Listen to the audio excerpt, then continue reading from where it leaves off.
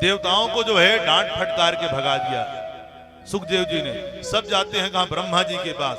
अरे बाबा ब्रह्मा जी देखिए तो। अरे बोले क्या हो गया? अरे सुखदेव को देखो, इनकी बुद्धि खराब हो गई है। बोले पागल हो गए ये। बोले क्या पागल हो गए भैया? अरे बोले हम इतने बड़े बड़े देवता गए थे कथा सुनने, हमको कथा नहीं सुना रहे हैं, और उधर मानवों को, साधारण मानवों को कथा सुना रहे हैं। अरे बोले भैया पहले देखो तो 7 दिन कथा सुनने में क्या होता है, देखो आराम से। देखे 7 दिन बाद देखे कि कथा सुनने के बाद 7 दिन में उनकी मुक्ति हो जाती है। बड़ा आश्चर्य हुआ। दिव्य लोक को प्राप्त करते परीक्षित जी को देखा, तब सत्य लोक से ब्रह्मा जी ने एक तराजू मंगाया। एक तराजू में ब्रह्मा जी ने सारे धर्म शास्त्र, धर्म ग्रंथ रखा दिए, एक में क्या रखा दिए? भागवत जी। लेकिन भागवत जी का पलड़ा क्या हो जाता है? नीचे हो जाता है। लघुनन्यानि जातानि गौरवेण इदं महत तदा ऋषिगणा सर्वे विस्मयं परमं ययुः। और सभी ग्रंथ के जो है ऊपर लटक गए। अब जो बड़ा होता है वो नीचे हो जाता है। कौन? भागवत का पल्ला नीचे हो गया। ब्रह्मा जी ने सभी ऋषियों के साथ मिलकर के वहीं घोषणा कर दी कि संसार में श्रीमद् भागवत महापुराण से बड़ा कोई ग्रंथ है ही नहीं। बोलो श्रीमद् भागवत महापुराण की जय हो। इमे निरे भगवत रूपम शास्त्रम भागवतम कलौ पठना श्रवणा सद्यो वैकुंठ फलदायक। इस प्रकार से फिर आगे पूछे, भैया ये बताइए कि भागवत की कथा को 7 दिन में ही काहे सुनते हैं? कथा तो इतनी है कि भैया महीनों सुनते रहो, फिर भी भागवत की कथा संपन्न होने वाली नहीं है। तो 7 दिन में ही भागवत की कथा को काहे सुनते हैं? तब बताए कि एक बार ब्रह्मा जी के मानस पुत्र सनक, सनंदन, सनातन और सनत कुमार ने नारद जी को 7 दिन में कथा सुनाई और सप्ताह की प्रथा जो है प्रारंभ की। अरे बोले नारद जी तो कहीं एक जगह ठहरते ही नहीं है। नारद जी तो नारायण नारायण किए, फिर आगे चले, फिर 7 दिन तक बैठकर उन्होंने भागवत की कथा कैसे सुनी।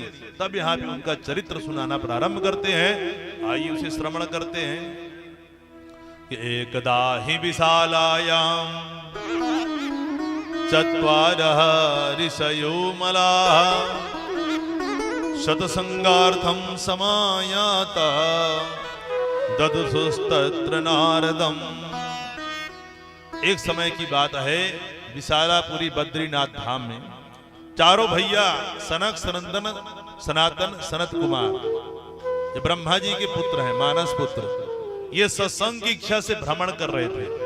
क्योंकि ये हमेशा इनका जीवन ही कथा मात्र की जीवन है, इनका जीवन ही है भगवान की कथा सुनना।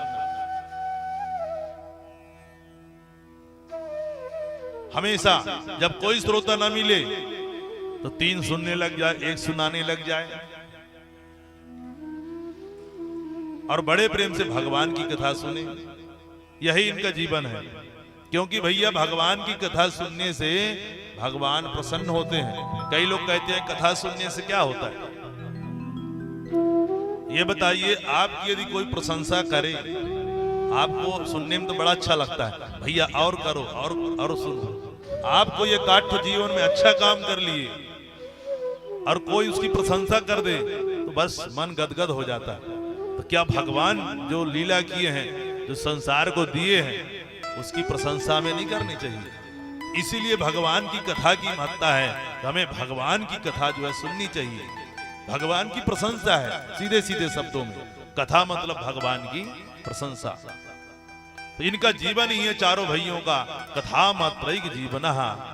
जैसे आगे गए, जा ही रहे थे, भ्रमण कर रहे थे, आज नारद जी से मुलाकात हो गया। लेकिन नारद जी जो हमेशा प्रसन्न रहते थे, आज उनका मुख प्रसन्न नहीं है, मुख में मलिनता है।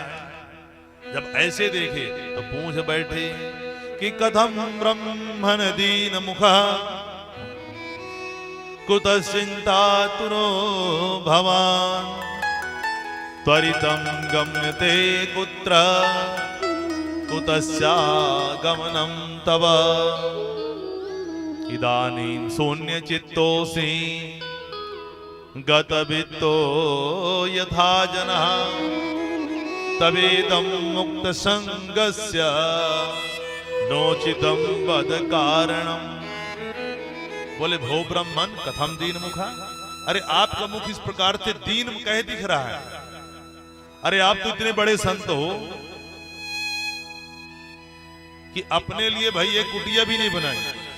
संसारी मनुष्य जब प्रसन्न परेशान होता है तो संतों के पास जाता है, क्योंकि संत हमेशा प्रसन्न रहते हैं। संत ही यदि परेशान होने लगेंगे तो संसारी मनुष्य किसके पास जाएगा।